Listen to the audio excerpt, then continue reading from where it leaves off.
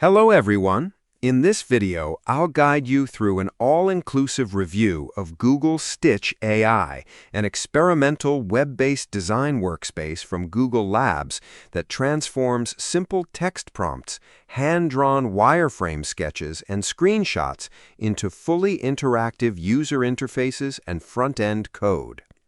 If you are a product manager, developer, or startup founder who needs to rapidly prototype mobile apps or web dashboards without spending days building screens manually inside heavy design tools, Google Stitch acts as an instant digital canvas. Under the hood, the platform leverages Google's Gemini models to generate cohesive multi-screen user flows, unified color systems, and responsive layouts in standard fast mode or high-detail experimental mode.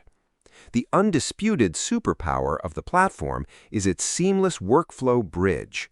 You can generate an entire interactive user journey across an infinite canvas, tweak specific components via simple conversational edits, copy editable frames directly into Figma with a single click, or export production-ready code in HTML, CSS, Tailwind, and popular front-end frameworks.